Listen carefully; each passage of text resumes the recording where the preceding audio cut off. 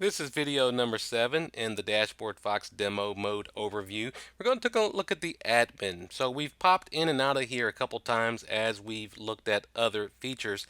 You are logged in as an admin, and that gives you access to this particular section of the product.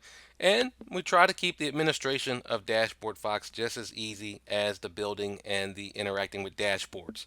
Now, one of the very first things you'll do in production mode is go under app databases. This is where you actually register the connections to your database or import Excel or CSV files. And when you get into production mode, there'll be a big old red button right here where you can register new apps. You don't have that in demo mode. You just have the ability to take a look at the registrations of the out of the box ones. And registrations are pretty straightforward. You pick your database driver, you give it a read-only user ID and password to that database, the proper location to that database, and generally you're going to set your time set offset to GMT. So again, in the getting started guide, we'll give you very specific instructions on how to do all of these. But once you've got the test connection, then that means your database is connected. You're ready to go into the app builder as we covered in the last video. Now, outside of app databases, permissions, we talked about that's where you're going to go in and start to build all of your users. This is where you can get into the team management, where you can build your groups, and you can also get into your data source management, where you can in one screen start to assign roles and permissions or take them away at a data source level. So lots of power in the permission section. Data security is where you apply that data level security that we talked about. If you did want to change any of the text, the out of the box text, you have ability to set up languages and to change any of the messages in any of the out of the box text areas of the product right here. So you can have fun with that.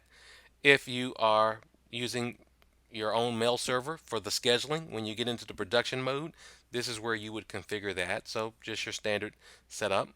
As you start to look at licenses and expiration dates and things like that, you have a complete license section so you can see what your renewal dates might be. And I think this is one of the more powerful features of Dashboard Fox is the audit capability.